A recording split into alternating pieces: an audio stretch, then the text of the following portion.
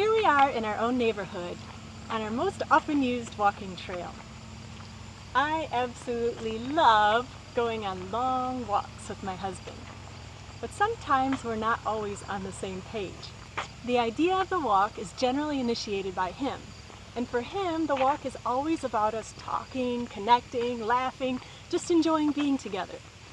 Now for me, I typically start with the same goal of connecting, being together, and learning what's on his mind and hearing what's most important to him. But I have to confess that I often get easily sidetracked shortly into the walk, and I slip into multitask mode and I start to think, if only I walk faster, I'll burn more calories and fit into my jeans better. Soon, what he intended to be a time of me learning what's on his heart and knowing what's most important to him, a time of seeing how valued I am as he gives me his full attention, it turns into me selfishly working on my weight insecurity with him virtually walking alone in the background.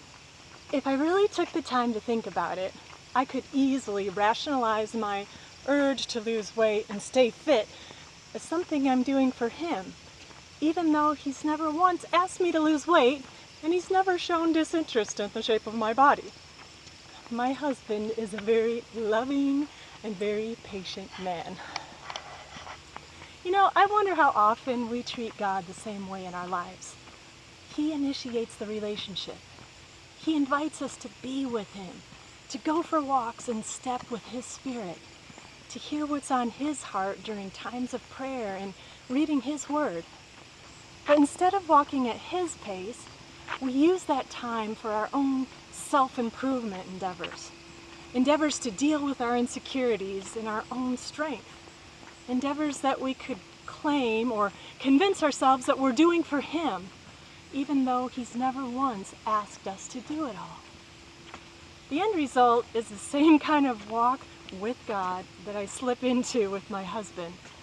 We walk our fast-paced, frantic walk, striving to do things he never asked us to do, striving to accomplish things he called someone else to accomplish. In the end, we miss out on just being the bride of Christ, or on just being cherished as sons and daughters of a good Father, as we leave him way in the background. What if we walked in step with him this week? What if we cleared some moments on our calendar to just ask him what's on his heart?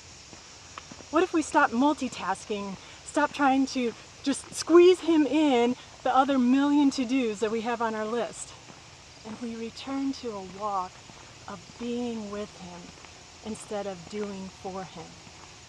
My guess is that we will not only live a richer, deeper relationship with him, but we'll end up doing the very things we were created for.